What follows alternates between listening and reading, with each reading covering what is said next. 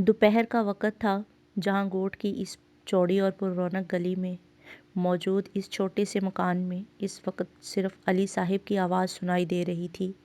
وہیں وہ کمرے کے دروازے کے باہر کھڑی چہرے پر افسردگی لیے اماں ابا کی باتیں سن رہی تھی، جو آج دہاڑی نہ لگنے پر خالی جیب لیے گھر لوٹ آئے تھے۔ ہاتھ میں ٹوٹی چپل بھی موجود تھی، جو 3 سال سے گھس گھس کر اب مزید اس قابل نہیں رہی تھی کہ اسے پاؤں کی زینت بنایا جائے۔ پھینک دو اب ان چپلوں کو، نئی لے لینا، نگہت بیگم نے ان کا پیر دیکھتے ہوئے پریشانی سے بولی، جو پتھر لگنے کے باعث زخمی ہو گیا تھا۔ نئی لینے کے لیے پیسہ بھی تو ہونا چاہیے، اور ہم فضول خرچی نہیں کر سکتے۔ آخر کل کو اپنی زینب کی شادی کرنی ہے، علی صاحب سمجھاتے ہوئے بولے، جبکہ باہر کھڑی زینب افسردہ سی دوپٹے کو انگلی پر لپیٹتے ہوئے مڑ کر گھر سے باہر نکل گئی تاکہ اپنی دوست شفا کے ساتھ کچھ دیر باتیں کر کے اپنا دل ہلکا کر سکے۔ ہائے اللہ جی، بس جلدی سے میری شادی کرا دیں تاکہ اماں ابا کی پریشانی کم ہو جائے۔ بیچارے ابا کل کیا پہن کر کام پر جائیں گے؟ بالوں میں لگا پراندہ گھماتے ہوئے وہ بڑبڑائی کہ تبھی اس کا دھیان راستے سے بھٹک کر اپنے سے کچھ قدم کے فاصلے پر چلتے آدمی پر گیا، جو آستینوں کو سیدھا کرتا نماز کے لیے مسجد جا رہا تھا۔ بے اختیار زینب کی نظر اس کی چپل کی جانب گئی تھی۔ سرخ و سفید پیروں میں چمکتی چمڑے کی سیاہ چپل۔ شفا کی گلی میں مڑنے کی بجائے چپلوں پر نظریں جمائے زینب اس کے پیچھے پیچھے چلنے لگی۔ مسجد کے باہر رک کر اس آدمی نے سیڑھیوں پر چپل اتاری اور نماز ادا کرنے اندر کی جانب بڑھ گیا۔ جب زینب شش و پنج میں مبتلا وہیں کھڑی ارد گرد دیکھنے لگی، دوپہر کا وقت تھا، گوٹھ کی اس کڑکتی دھوپ میں گلیوں میں سناٹا چھایا ہوا تھا۔ وہ ہمت کرتی آگے بڑھی اور کسی کی بھی نظروں میں آئے بغیر چپل اٹھاتی تیزی سے وہاں سے بھاگتی چلی گئی۔ زینی راستے میں پڑتی ٹائر پنکچر کی دکان پر بیٹھا مکھیاں اڑاتا احمد قریشی اسے دیکھتے ہی اٹھ کھڑا ہوا تھا، جو نیلے رنگ کے شلوار قمیص میں ملبوس لال رنگ کا دوپٹہ سینے پہ پھیلائے سامنے سے بھاگتی آ رہی تھی۔ احمد، تم؟ شتر مرغ کی رفتار سے بھاگتی زینب اب مورنی کی چال چلتی اس کے سامنے آ کھڑی ہوئی۔ کہاں سے آ رہی ہے؟ اور یہ چپل کس کی ہے؟ ماچس کی تیلی دانتوں میں دباتے ہوئے اس نے سوالیہ نظروں سے اسے دیکھا، جو شرماتے ہوئے چہرے پہ آئی آوارہ لٹوں کو کان کے پیچھے کر رہی تھی۔ میں شفا کے گھر سے آ رہی تھی، لیکن راستے میں مجھے چپل بیچنے والا دکھا تو اس کے ٹھیلے سے ابا کے لیے خرید لی۔ نظر جھکائے سفید جھوٹ کہا، تو اس راستے سے کیوں جا رہی ہے؟ یہ تو لمبا پڑتا ہے نا۔ تمہیں کیا کسی بھی راستے سے جاؤں؟ اور زیادہ سوال نہیں کرو۔ احمد کے نہ ختم ہونے والے سوالوں پر اب وہ جھنجھلا اٹھی۔ اچھا اچھا، ناراض کیوں ہوتی ہو؟ یہ لے، یہ رکھ، سموسے کھا لیو شام میں۔ 10 کے 3 نوٹ جیب سے نکال کر اس کے ہاتھ پر رکھتا وہ اس کی ناراضگی دور کرنے لگا۔ اے احمد، کس سے کھڑا باتیں کر رہا ہے؟ وہ ٹائر اٹھا کر دے۔ اندر سے آتی شکور کاکا کی آواز پر وہ ہڑبڑا کر ٹائر اٹھاتا اندر کی جانب بھاگا، جبکہ ایک ہاتھ میں پیسے اور دوسرے میں چپل پکڑے وہ اب خوشی سے پھولتی گھر کی طرف جا رہی تھی۔ یہ چپل کہاں سے آئیں؟ نگہت بیگم نے سوالیہ نظروں سے اسے دیکھتے ہوئے پوچھا، جو دونوں چپل ہاتھ میں لیے ان کے سامنے کھڑی تھی۔ وہ شفا کے گھر سے آتے وقت راستے میں ٹھیلے والا دکھا تو 100 روپے میں اس سے پرانی چپل خرید لی، اس نے کہتے ہوئے آنکھیں پٹ پٹائی۔ تیرے پاس 100 روپے کہاں سے آئیں؟ کیا اماں، جمع کیے تھے میں نے، سوال جواب سے چڑھتے ہوئے اس نے منہ بنا کر کہا۔ یہ چپل کہاں سے آئیں؟ نگہت بیگم نے سوالیہ نظروں سے اسے دیکھتے ہوئے پوچھا، جو دونوں چپل ہاتھ میں لیے ان کے سامنے کھڑی تھی۔ وہ شفا کے گھر سے آتے وقت راستے میں ٹھیلے والا دکھا تو 100 روپے میں اس سے پرانی چپل خرید لی، اس نے کہتے ہوئے آنکھیں گھمائیں۔ تیرے پاس 100 روپے کہاں سے آئے؟ کیا اماں، جمع کیے تھے میں نے، سوال جواب سے چڑھتے ہوئے اس نے منہ بنا کر کہا۔ چل اچھا کیا، تیرے ابا کی چپل ٹوٹ گئی تھی، ویسے بھی اب جا کر رات کے کھانے کی تیاری کر چھوٹی بہن کے ساتھ۔ اس کے جواب پر مطمئن ہوتے ساتھ ہی رات کے کھانے کا حکم دیا، جس پر زینب منہ بسوڑ کر کچن کی طرف چل دی، جہاں 12 سالہ فاطمہ ٹماٹر کاٹ رہی تھی۔ ارے بجو، اچھا ہوا تم آ گئیں، لو یہ باقی کے ٹماٹر تم کاٹو، میں ٹی وی دیکھنے جا رہی ہوں۔ سدا کی کام چور فاطمہ اسے دیکھتے ہی سارا سامان وہیں فرش پر چھوڑ کر کچن سے بھاگتی چلی گئی۔ اس پر 2 حرف بھیج کر زینب نیچے فرش پر بیٹھتی باقی کے بچے ٹماٹر کاٹنے لگی۔ دماغ ابھی تک اپنی حرکت میں الجھا ہوا تھا۔ اللہ جی بس گناہ نہ دینا، میں نے تو آپ کے گھر سے اٹھائی ہیں چپل، اور ابا کے لیے کری چوری کوئی چوری تھوڑی نہ ہوتی ہے۔ ہاں نہیں تو کیا؟ چھت کی طرف دیکھتے ہوئے وہ بڑبڑائی، ساتھ ہی خود کو مطمئن کرتی اب پوری طرح سے کام کی طرف متوجہ ہو چکی تھی۔ چھت پر کھڑی ہو کر اسے دیکھا کرتی تھی، پر آج وہ نہیں تھی۔ وہ سر جھٹکتا اپنے گھر کی طرف جا بڑھ گیا۔ دروازہ کھول کر اندر داخل ہوا تو سامنے ہی تخت پر بیٹھی اماں اپنی طرف آتے ہوئے دیکھ کر بولی، جو سامنے کھڑی اس کی 16 سالہ بہن کو کسی بات پر ڈانٹ رہی تھی، نگوڑی ایک کام ٹھیک سے نہیں کرتی، اے خدا تجھ سے رحمت مانگی تھی، زحمت کو گلے باندھ دیا۔ ساتھ ہی ساتھ اللہ سے شکوے بھی جاری تھے۔ اے اماں کیوں اپنا خون جلا رہی ہو؟ اور چھوٹی پانی لے کر آ بھائی کے لیے، خدیجہ بیگم سے پوچھ کر اس نے رابعہ کو حکم دیا، جو جی اچھا کہتی فوراً بھاگتی چلی گئی۔ کیا ہوا، تھک گیا؟ احمد کے چہرے پر تھکن محسوس کر کے انہوں نے فکر مندی سے پوچھا۔ ہاں بس کام زیادہ تھا آج۔ تو بتا دن کیسا گزرا؟ رابعہ کے ہاتھ سے گلاس لیتے ہوئے اس نے خدیجہ بیگم سے پوچھا۔ کیسا گزرنا ہے؟ میری تو ہڈیاں ٹوٹ جاتی ہیں اس گھر کے کام کر کر کے، اور ایک یہ منحوس ہے جو کسی کام میں ہاتھ نہیں بٹاتی۔ کہتے ہوئے انہوں نے غصے سے رابعہ کو گھورا، جو معصوم سی شکل بنا کر بھائی کو دیکھنے لگی۔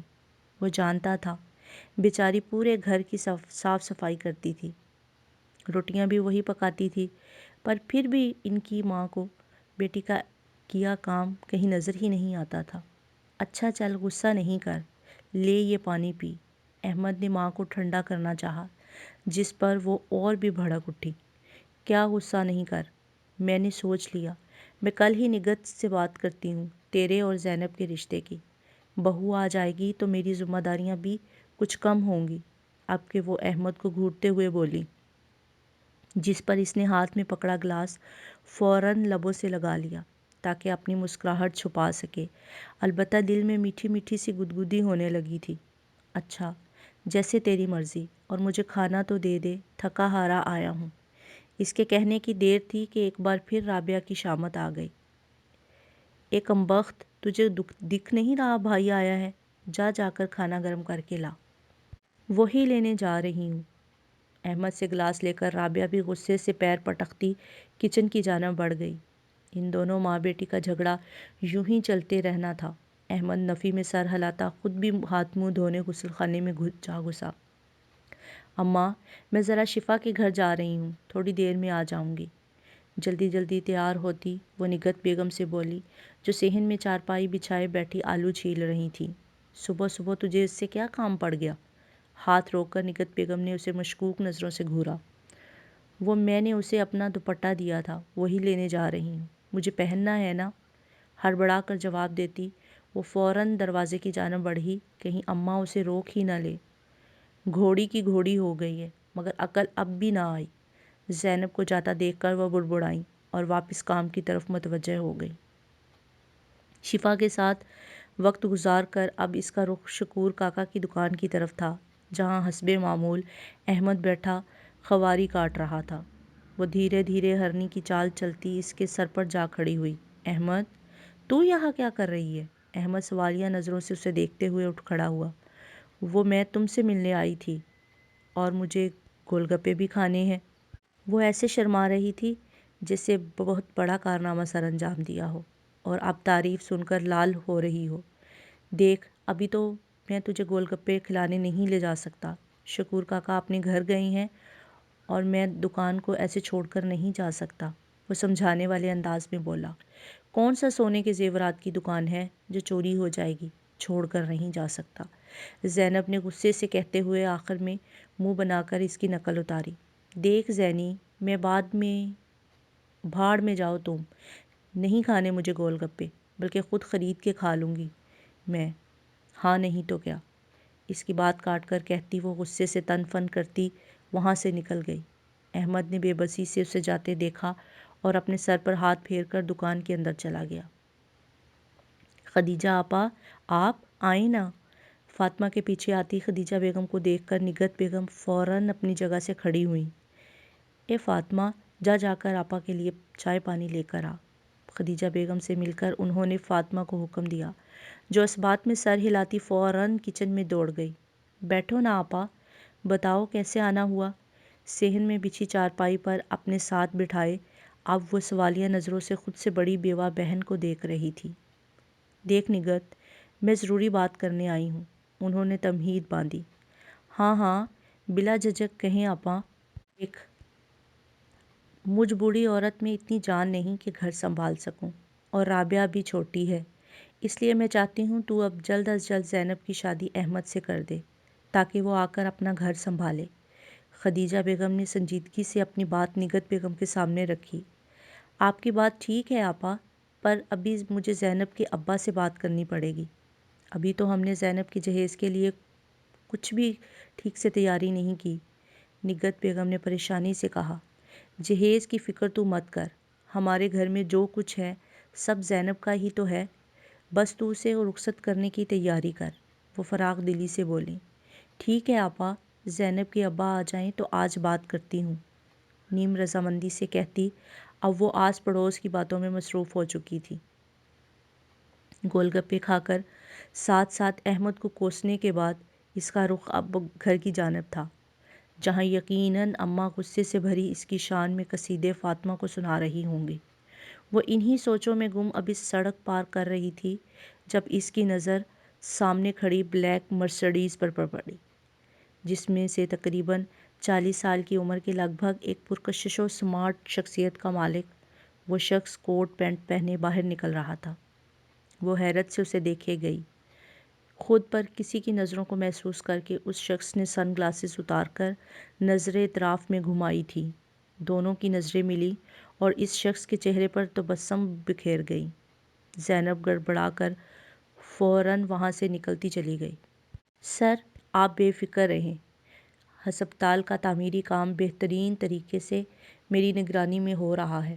اپنے ہسپتال کی تعمیر کا جائزہ لینے کے لیے آج ہاشم امتیاز خود یہاں موجود تھا۔ ساتھ کھڑا ملازم اسے ساری تفصیل دے رہا تھا، مگر اس کا ذہن تو اس لڑکی میں اٹکا ہوا تھا جو کچھ دیر پہلے آنکھوں میں اشتیاق لیے اسے گھورے جا رہی تھی۔ اس عمر میں بھی اپنی شخصیت کے سحر سے وہ بخوبی واقف تھا۔ وہ دو جوان بچوں کا باپ ہونے کے باوجود بھی اس کے سرکل کی کئی لڑکیاں آگے پیچھے گھومتی نظر آتی تھیں، اور یہی بات اسے مغرور بنانے کے لیے کافی تھی۔ زینب کے خیال کو دماغ سے جھٹکتے ہوئے وہ ملازم کی طرف متوجہ ہوا۔ کریم، اس علاقے میں کوئی بڑا ہسپتال نہیں ہے نا؟ لوگ دوسرے شہر علاج کے لیے جاتے ہیں، لیکن اس ہسپتال کی تعمیر کے بعد انہیں کہیں اور نہ جانا پڑے، اس لیے میں چاہتا ہوں کہ سارا کام اچھے سے ہو۔ بالکل سر، یہاں کے لوگ بھی اس ہسپتال کو لے کر بہت خوش ہیں، جلد ہی اس کی تعمیر کا کام مکمل ہو جائے گا۔ کریم اب اسے ہسپتال کو لے کر لوگوں کے خیالات بتا رہا تھا، جسے سنتے ہوئے وہ اپنی گاڑی کی جانب بڑھ گیا۔ اس جیسے آدمی کو ابھی اور بھی اہم کام نپٹانے تھے۔ گھر آ کر اماں کی ڈانٹ اور گھر کے کام نپٹانے کے بعد اب وہ کمرے پر چارپائی پر لیٹی مسلسل فاطمہ کا دماغ کھا رہی تھی۔ پتہ ہے فاطمہ، اتنی بڑی گاڑی تھی۔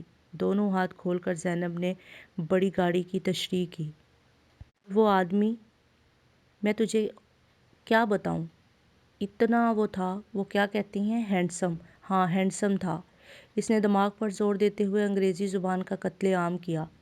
اف آپی، بس کر دو، آدھے گھنٹے سے تمہاری سوئی وہیں اٹکی ہے، فاطمہ نے چڑھتے ہوئے کہا اور اپنی توجہ واپس اسکول کی کتابوں میں کی۔ کل اس کا ٹیسٹ تھا جس کی وہ تیاری کر رہی تھی، پر زینب کی باتیں اس کا دھیان بٹا رہی تھی۔ تم تو بس ان کتابوں سے چمٹی رہو، لیکن حاصل کچھ نہیں ہوگا، ہم جیسے جھونپڑی میں رہنے والے آسمان کی پرواز کبھی نہیں کر سکتے، اور اپنے اس جملے کو وہ کتنی جلدی فراموش کرنے والی تھی یہ تو ابھی خود بھی نہیں جانتی تھی۔ اگلے دن وہ جلدی جلدی کام ختم کرتی پھر وہاں جانے کی تیاری کر رہی تھی۔ ایک بار پھر اسے اس بڑی گاڑی کو دیکھنا تھا جس کے بارے میں کل سے اب تک بتاتے بتاتے وہ فاطمہ کے ساتھ اماں ابا کا بھی سر کھا چکی تھی۔ اماں، میں جا رہی ہوں، تھوڑی دیر میں آ جاؤں گی، تجھے کچھ دکان سے چاہیے تو بتا، آتے ہوئے لیتی آؤں گی۔ گلابی شلوار قمیض کے ساتھ نارنجی رنگ کا دوپٹہ پہنے وہ نگہت بیگم کے سامنے کھڑی بالوں میں لگا پراندہ گھما رہی تھی۔ انہوں نے ناگواری سے اسے دیکھا۔ نگوڑی، کب عقل آئے گی تجھے؟ سارے محلے میں دندناتی پھرتی ہے۔ چل تیری شادی کرا کر اس گھر سے چلتا کرتی ہوں۔ پیسے دے رہی ہو تو دے دو ورنہ میں جا رہی ہوں۔ اماں کی باتوں سے جھنجھلاتی وہ چڑھتے ہوئے بولی، جا دفع ہو جا، تیرا اب باپ آتے ہوئے لیتا آئے گا سامان۔ نگہت بیگم نے ہاتھ جھلاتے ہوئے اسے چلتا کیا۔ وہ بھی منہ بسوڑتی فوراً وہاں سے نکل گئی۔ تیز تیز چلتی وہ پھر اس زیر تعمیر ہسپتال کے سامنے جا کھڑی ہوئی جہاں مزدور اپنے کام میں مصروف تھے۔ لگتا ہے آج وہ بڑی گاڑی والا شاید آیا نہیں، اسے مایوسی ہوئی۔ ابھی وہ واپس جانے ہی لگی تھی جب تیزی سے آتی مرسڈیز اس کے برابر سے گزری۔ وہ رک کر اسے دیکھنے لگی جو چند قدموں کے فاصلے پر اپنی گاڑی سے باہر نکل رہا تھا۔ ہائے اللہ جی، کتنا سونا ہے! آنکھوں میں اشتیاق لیے زینب اسے دیکھے گئی۔ تبھی ہاشم امتیاز بھی اپنے سن گلاسز اتار کر ماحول کا جائزہ لینے لگا جب ایک بار پھر اسے وہی لڑکی کھڑی نظر آئی جو آنکھوں میں اشتیاق لیے کبھی اسے تو کبھی گاڑی کو دیکھ رہی تھی۔ وہ دھیرے سے مسکرایا اور اپنے قدم اس کی جانب بڑھا دیے۔ ہیلو مس، آپ یہاں کیا کر رہی ہیں؟ وہ بڑی بے تکلفی سے بولا۔ زینب حونکوں کی طرح اسے دیکھ رہی تھی۔ بھلا اس نے کب سوچا تھا وہ یوں اس کے سامنے آ کھڑا ہوگا؟ میں اسے سمجھ نہیں آیا کیا جواب دے۔ اچھا لگا آپ کو دیکھ کر، امید ہے پھر ملاقات ہوگی۔ ہاتھ میں پہنی گھڑی میں وقت دیکھتا وہ آگے بڑھ گیا۔ بھلا اس جیسے انسان کے پاس کہاں اتنا فضول وقت تھا کہ وہ اسے برباد کر زینب وہیں حیرت میں گھری کھڑی تھی۔ اسے تو اب بھی یقین نہیں آ رہا تھا کہ اتنے بڑے آدمی نے خود آ کر اس سے بات کی۔ اپنی حیرت پر قابو پاتی وہ اب خوشی سے چہکتی واپس گھر کی طرف چل دی تاکہ کل پھر یہاں آ سکے۔ اس دن کے بعد ان کی ملاقاتوں کا سلسلہ تیزی سے چل پڑا تھا۔ وہ دونوں تیزی سے ایک دوسرے کے قریب آ رہے تھے۔ اب اکثر ہاشم امتیاز اسے اپنی کار میں کہیں نہ کہیں گھمانے پھرانے بھی لے جاتا تھا۔ دوسری طرف خدیجہ کے اصرار پر علی صاحب نے شادی کے لیے حامی بھر دی تھی جس کے باعث دونوں خاندانوں میں زور و شور سے شادی کی تیاریاں شروع ہو چکی تھیں۔ جتنا بھی جہیز کا سامان جمع کیا تھا اس کے ساتھ ہی اب وہ زینب کو جلد از جلد رخصت کر دینا چاہتے تھے تاکہ ایک بیٹی کے فرض سے سبکدوش ہو کر دوسری بیٹی کی فکر کر سکیں۔ اس سب سے بے پرواہ زینب اپنی ہی دنیا میں مگن تھی جہاں ہاشم امتیاز اس کے کہتے ہی ہر خواہش اس کی پوری کر دیتا تھا۔ وہ اپنی قسمت پر جتنا حیران ہوتی کم تھا۔ یہ لے، یہ میں تیرے لیے لایا ہوں۔ دروازے پر کھڑی زینب کو گول گپے تھماتے ہوئے احمد نے کہا، جو اب اکثر اس سے کسی نہ کسی بات پر روٹھ جاتی تھی۔ اب تو موڈ ٹھیک کر لے، ویسے بھی جلد شادی ہونے والی ہے ہماری، پھر روز تجھے گول گپے کھلایا کروں گا، وہ معنی خیز لہجے میں بولا جبکہ زینب کے چہرے پر یکدم سنجیدگی چھا سی گئی۔ کیا ہوا؟ کس سوچ میں گم ہے؟ احمد نے اس کے سامنے چٹکی بجائی۔ کہیں نہیں، اماں نے کچھ کام کہا تھا، ذرا وہ کر لوں۔ اب تم بھی جاؤ اپنے گھر، وہ اسی سنجیدگی سے بولی۔ چل ٹھیک ہے، اب تجھ سے جمعہ کو ملاقات ہوگی جب تو میری بیوی بن کر میرے سامنے ہوگی، مسکرا کر کہتا وہ اپنے گھر کی جانب بڑھ گیا جبکہ زینب دروازہ بند کرتی کچن میں چلی آئی۔ اس کا ذہن ہاشم امتیاز اور احمد قریشی میں بری طرح الجھ چکا تھا۔ نہیں، میں ساری زندگی غربت میں نہیں گزار سکتی، وہ نفی میں سر ہلاتی اماں ابا سے بات کرنے کے بارے میں سوچ چکی تھی۔ رات کے کھانے سے فارغ ہو کر وہ سب کے لیے چائے بنا کر صحن میں آئی جہاں اماں ابا اور فاطمہ بیٹھے تھے۔ اماں ابا، مجھے آپ دونوں سے کچھ کہنا ہے۔ ٹرے کو چارپائی پر ان کے سامنے رکھتے ہوئے وہ سنجیدگی سے گویا ہوئی۔ کیا بات کرنی ہے میرے بچے کو؟ علی صاحب محبت سے اپنی بیٹی کو دیکھتے ہوئے بولے، جو آپ کچھ ہی دنوں میں رخصت ہونے والی تھی۔ ابا وہ کیا؟ وہ ابا، مجھے احمد سے شادی نہیں کرنی۔ ہمت جمع کرتی آخر وہ بول اٹھی۔ صحن میں خاموشی چھا چکی تھی۔ اماں ابا حیرت سے اسے دیکھ رہے تھے کہ تبھی اماں کا جلال جوش میں آیا۔ نا ہنجار، شرم نہیں آئی ایسی بات کرتے ہوئے؟ ابا کے سامنے اس کی دیدہ دلیری اماں کو ایک آنکھ نہ بھائی۔ میں احمد سے شادی کر کے ساری زندگی غربت میں نہیں گزار سکتی۔ اماں کے جلال سے وہ ڈری نہیں تھی اور ڈھٹائی سے بولی۔ فاطمہ بھی حیرت سے اپنی بہن کا یہ روپ دیکھ رہی تھی۔ کیا بکواس کیے جا رہی ہے؟ تیرے لیے کون سا کسی شہزادے کا رشتہ آنے لگا جو تجھے یہ شادی نہیں کرنی؟ کہتے ہوئے ان کا ہاتھ اپنی چپل کی طرف گیا تھا۔ اماں کو چپل اٹھاتے دیکھ وہ تھوڑا پیچھے کو ہٹی۔ میں کہہ رہی ہوں اپنی جان دے دوں گی لیکن احمد سے شادی نہیں کروں گی۔ چپل پڑنے کے ڈر سے وہ رکی نہیں تھی۔ آنسوؤں کے ساتھ کہتی وہ فوراً کمرے میں بھاگ گئی۔ نگہت بیگم نے پریشانی سے احمد صاحب کو دیکھا جو خاموش بیٹھے نہ جانے کیا سوچ رہے تھے۔ پتہ نہیں کیا ہوگا اور کیا ہو گیا ہے اس لڑکی کو۔ اماں، مجھے لگتا ہے باجی اسی آدمی کی وجہ سے کہہ رہی ہے، وہ بڑی گاڑی والا۔ اور فاطمہ کی بات پر نگہت بیگم اور علی صاحب نے چونک کر ایک دوسرے کو دیکھا۔ زینب کے انکار کی خبر گھر کی چار دیواری سے نکل کر خدیجہ بیگم کے گھر تک پہنچ چکی تھی، جنہوں نے سب جاننے کے بعد گھر آ کر خوب واویلا کیا تھا۔ ساتھ ہی سب تعلق ختم کر کے وہ واپس چلی گئی تھیں۔ احمد نے بھی کئی دفعہ زینب سے بات کرنے کی کوشش کی مگر وہ کچھ سننے کے لیے تیار ہی نہیں تھی۔ وہ ہر بار اس کی طرف سے نا امید ہو کر لوٹ جایا کرتا تھا، لیکن ہر بار کی طرح وہ آج بھی نگہت بیگم سے اجازت لیتا اس کے کمرے میں موجود تھا، ایک آخری کوشش کے لیے، کیونکہ جن سے محبت کا دعویٰ ہوتا ہے نا، انہیں اتنی آسانی سے دنیا میں گم ہونے کے لیے نہیں چھوڑ دیا جاتا۔ انہیں واپس اپنے پاس رکھنے کے لیے آخری حد تک کوشش کی جاتی ہے۔ وہ بھی ایک آخری کوشش کر لینا چاہتا تھا جو زینب اور اس دونوں کو بچا لے دنیا کی بھیڑ میں کہیں گم ہونے سے۔ زینی، کمرے کے دروازے پر کھڑے ہو کر احمد نے دھیرے سے پکارا۔ کتنی محبت تھی اس پکار میں۔ زینب جو اماں کے طعنوں سے دل برداشتہ کمرے میں گھٹنوں میں سر دیے بیٹھی آنسو بہا رہی تھی، ایک جھٹکے سے سر اٹھا کر اسے دیکھا۔ کیا ہے؟ اب کیوں آئے ہو؟ کہہ دیا نا نہیں کرنی تم سے شادی، وہ غصے سے چلائی۔ آخر کو اسی کی وجہ سے تو اماں نے ڈانٹا تھا۔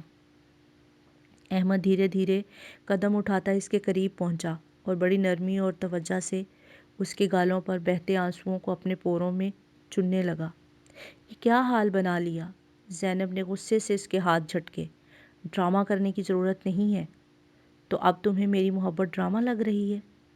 احمد نے تلخی سے کہتے ہوئے اثبات میں سر ہلایا۔ پیسہ نہیں ہے میرے پاس اس لیے؟ فاطمہ اسے بھی بڑی گاڑی کا قصہ سنا چکی تھی۔ ہاں، پیسہ نہیں ہے تمہارے پاس، اور میں اپنی پوری زندگی غربت میں نہیں گزار سکتی۔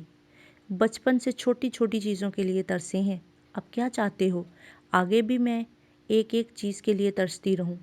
وہ کہتے ہوئے اس کے مقابل کھڑی ہوئی۔ زینب، قسمت میں پیسہ ہوتا ہے، پیسے سے قسمت نہیں، احمد نے اسے سمجھانا چاہا۔ آج کے دور میں پیسہ ہی سب کچھ ہے، سمجھے؟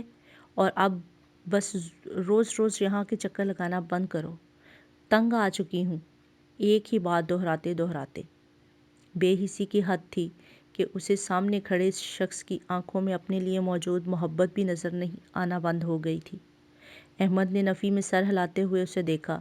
دل چاہا کہہ دے پچھتاؤ گی، میرا دل دکھا کر خوش تم بھی نہیں رہو گی، مجھے رلا کر مسکراہٹیں کیسے بکھیرو گی، لیکن وہ محبت ہی کیا جس میں محبوب کو بد دعا دی جائے۔ میری دعا ہے تم ہمیشہ خوش رہو، تمہیں وہ سب کچھ ملے جس کی تمنا کرو۔ دل پر پتھر رکھ کر وہ اسے دعا دیتا وہاں سے نکل گیا، اس بات سے بے خبر کہ یہی وہ لمحہ تھا جہاں اس کی مانگی ہر دعا کو بارگاہ الہی تک پہنچنا تھا۔ تم پچھلے دنوں کہاں غائب تھی؟ اپنی گاڑی میں بیٹھے ہاشم امتیاز نے چہرہ موڑ کر ایک نظر اسے دیکھا، جو سرخ رنگ کی قمیض شلوار پر پیلا دوپٹہ لیے اداس سی شیشے سے پار دیکھ رہی تھی۔ ایک دو دن گھر میں سکون سے بیٹھنے کے بعد وہ آج پھر ہاشم امتیاز کے سامنے موجود تھی، جو اب اکثر ہسپتال کے بہانے صرف اس سے ملاقات کے لیے آتا تھا۔ گھر پر ہی تھی۔ زینب نے اپنا رخ ہاشم امتیاز کی جانب کیا، جو پینٹ کوٹ میں آنکھوں پر سن گلاسز لگائے اس کی طرف ہی دیکھ رہا تھا۔ ہم کہاں جا رہی ہیں؟ ابھی پتہ چل جائے گا، تھوڑا صبر کرو، کہتے ہوئے ہاشم امتیاز کے چہرے پر مسکراہٹ ابھری۔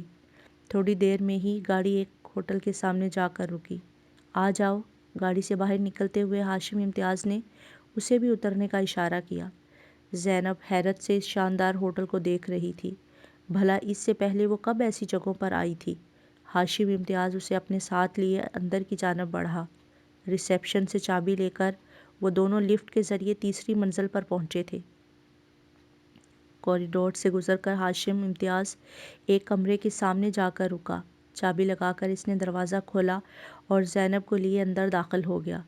زینب آنکھوں میں اشتیاق لیے اس خوبصورت کمرے کو دیکھ رہی تھی اور ہاشم امتیاز آگے بڑھا اور پیچھے سے زینب کو کندھوں سے تھاما۔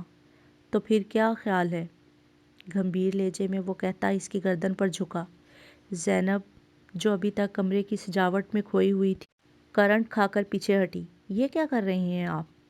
کمرے میں چلتے اے سی کے باوجود اسے اچانک پسینہ آنے لگا۔ اس کی چھٹی حس نے اسے یکدم کچھ غلط ہونے کا الارم بجایا تھا۔ زینب نے اب کے گھبرا کر کمرے میں نظر دوڑائی، جہاں وہ اس غیر مرد کے ساتھ تنہا تھی۔ اچھے سے جانتی ہو کیا کر رہا ہوں، مسکرا کر کہتے ہوئے ہاشم امتیاز ایک بار پھر اس کی جانب بڑھا۔ دیکھیں، شادی سے پہلے یہ سب کچھ ٹھیک نہیں۔ نظریں جھکائے وہ اپنا دوپٹہ ٹھیک کرتے ہوئے بولی۔ وٹ؟ شادی؟ Are you serious? وہ ہنسا اور اتنا ہنسا کہ زینب کو وحشت ہونے لگی۔ شادی، اور وہ بھی تم سے؟ تم جیسی پیسوں کے پیچھے بھاگنے والی لڑکیاں بس دل بہلانے کا سامان ہوتی ہیں، اس سے زیادہ کچھ نہیں۔ ہاشم امتیاز کی یہ بات ایک تمانچے کی طرح زینب کو لگی تھی۔ اسے بے اختیار احمد یاد آیا۔ یہ کیا کہہ رہی ہیں آپ؟ میں کیا کہہ رہا ہوں؟ تم اچھے سے جانتی ہو لڑکی۔ دیکھیں، مجھے جانے دیں، میں ایسی لڑکی نہیں ہوں۔ ایسی لڑکی نہیں ہوں؟ اتنا پیسہ خرچ کیا ہے تم پر، وہ تو وصول کرنا پڑے گا نا؟ ہاشم امتیاز جتاتے ہوئے اس کے قریب ہوا، جب زینب نے پوری قوت لگا کر اسے پیچھے کو دھکا دیا۔ وہ لڑکھڑا کر پیچھے صوفے پر جا گرا۔ وہ اٹھنے لگا، مگر اس سے پہلے ہی زینب موقع کا فائدہ اٹھاتی تیزی سے دروازے کا لاک کھول کر کمرے سے باہر نکل گئی۔ پیچھے وہ صوفے پر گرا۔ شکار ہاتھ سے جانے پر اسے گالیوں سے نواز رہا تھا۔ اسے حیرت بھی ہو رہی تھی، کیونکہ ایسا پہلی بار ہوا تھا کہ کوئی لڑکی اسے یوں انکار کر کے چلی گئی ہو، ورنہ اس کے ایک اشارے پر لڑکیاں اپنی عزتوں کو پامال کرنے میں دیر نہیں لگاتی تھیں۔ ہوٹل سے باہر نکل کر اس نے اپنے پھولے سانس کو قابو کرنا چاہا۔ اسے یقین نہیں آ رہا تھا کہ کتنی آسانی سے وہ اپنی عزت کو بچاتی اس کمرے سے باہر نکل آئی تھی۔ اس نے بے اختیار آسمان کی طرف دیکھا۔ یقیناً وہ رب اس پر مہربان ہوا تھا کہ یہاں تک پہنچ کر بھی اس کی عزت صحیح سلامت تھی۔ آنسو آنکھوں سے نکل کر گالوں پر بہنے لگے۔ پیسے کی خواہش اسے کہاں تک لے آئی تھی؟ لیکن کیا واقعی یہ پیسے کی خواہش تھی کہ وہ آج اس حال کو تھی؟ یقیناً نہیں۔ یہ تو اللہ کے بندوں کا دل دکھانے کی سزا تھی، اور اس بندے کی دعا بھی کہ وہ آج یہاں پہنچ کر بھی محفوظ تھی۔ احمد، وہ سسک اٹھی۔ کیا کر آئی تھی وہ؟ ماں باپ کو اس نے ناراض کیا تھا، اپنے لیے واپسی کے دروازے اس نے خود بند کیے تھے، چاہنے والے شخص کو دولت کے پیچھے خود ٹھکرایا تھا۔ گو کہ خواہشات پالنا غلط نہیں، مگر کسی کا دل دکھا کر اپنی خواہشوں کے پیچھے بھاگنا کبھی آپ کے لیے فائدہ مند ثابت نہیں ہو سکتا۔ اب بھی خالی ہاتھ کھڑی تھی، نہ دولت تھی نہ ہی محبت۔ آج موسم کافی ابر آلود ہو رہا تھا، اس لیے دکان سے جلدی واپس آ کر کھانا وغیرہ کھانے کے بعد وہ کچھ دیر کے لیے اپنے دروازے کے باہر بیٹھ گیا تھا۔ محبت کے بچھڑ جانے کا غم تھا کہ وہ اب زیادہ تر وقت گھر سے باہر ہی گزارتا تھا، تاکہ اسے دیکھ کر اس کی ماں بہن پریشان نہ ہو۔ وہ یوں ہی بیٹھا کسی غیر مرئی نقطے کو دیکھ رہا تھا، جب اسے گلی میں رکشہ رکنے کی آواز سنائی دی۔ اس نے چہرہ موڑ کر بائیں جانب دیکھا، جہاں وہ دشمن جہاں رکشہ سے اتر کر اب رکشہ والے کو رکنے کا بول رہی تھی تاکہ گھر کے اندر جا کر رکشہ کا کرایہ لا سکے۔ احمد بے اختیار اٹھ کر اس رکشہ والے کے پاس پہنچا اور جیب سے پیسے نکال کر اس کے ہاتھ میں تھما دیے۔ پیسے ملتے ہی وہ رکشہ والا اپنا رکشہ لیے گلی سے نکلتا چلا گیا، جبکہ زینب حیرت سے اسے دیکھ رہی تھی، جو اتنا سب ہونے کے بعد بھی اس کی پرواہ کر رہا تھا۔ احمد، وہ مڑ کر جانے لگا تھا جب زینب بے اختیار اسے پکار اٹھی۔ احمد نے مڑ کر بے تاثر نظروں سے اسے دیکھا، جس پر اس نے شرمندہ ہوتے ہوئے اپنا سر جھکا دیا۔ مجھے معاف کر دو احمد۔ احمد، جو اس کے روئے روئے چہرے کو پریشان اور کچھ جانچتی نظروں سے دیکھ رہا تھا، زینب کے ہاتھ جوڑ کر کہنے پر دنگ رہ گیا۔ پاگل ہے، کیا کر رہی ہے؟ زینب کے جڑے ہاتھوں کو نرمی سے تھام کر نیچے کیا۔ دونوں کے درمیان ایک خاموشی حائل ہو گئی۔ لمحے آہستہ آہستہ سرکنے لگے تھے جب زینب نے سر جھکائے اپنے قدم گھر کی جانب اٹھائے، مگر اگلے ہی لمحے احمد کے منہ سے ادا ہوتے لفظوں پر اس کے قدم تھمے تھے۔ وہ مڑ کر بے یقینی سے اسے دیکھنے لگی۔ میں اب بھی منتظر ہوں، اب اگر لوٹ آئی ہے تو میں تیری طرف سے ہاں سمجھوں؟ احمد، وہ یکدم رونے لگی۔ دنیاوی دولت کے پیچھے وہ اس محبت کو ٹھکرا رہی تھی جس نے پلٹ کر اس سے کوئی سوال نہ کیا تھا۔ اب خدیجہ خالہ نہیں مانے گی، اس کا خدشہ بجا تھا۔ میں منا لوں گا، بس تو اپنی بتا۔ وہ سکون سے بولا کہ احمد، محبت کا سمندر بہت وسیع تھا، کبھی تانا تو نہیں دو گے؟ مر کر بھی نہیں، مہر لگی تھی، محبت کا کوئی پیمانہ نہ تھا۔ اسی جمعہ کو نکاح کرو گے؟ بالکل، تو میں ہاں سمجھوں؟ سوچ کے بتاؤں گی، وہ ایک ادا سے بولی۔ جب محبت ایسی ہو تو وہ کیوں نہ خود پہ نازاں ہو؟ اب بھی سوچ کے؟ احمد نے مصنوعی ناراضی سے اسے گھورا، جس پر وہ نم آنکھوں سے مسکراتے ہوئے اثبات میں سر ہلا گئی۔ ویسے اب میں بھی اپنے بچوں کو سنا سکوں گا۔ کیا؟ احمد کے لہجے میں شرارت واضح تھی۔ زینب نے سوالیہ نظروں سے اسے دیکھا۔ کیا سنا سکو گے؟ تیری میری لو سٹوری۔ احمد نے اس کی چھوٹی سی ناک دباتے ہوئے اس کے ماتھے سے اپنا ماتھا ٹکرایا۔ زینب کے چہرے پر قوس و قزح کے کئی رنگ بکھر گئے جب اچانک آسمان پر موجود بادل برس کر ان کو محبت کی منزل پہ بخیر و عافیت پہنچنے پر مبارکباد پیش کرنے لگے۔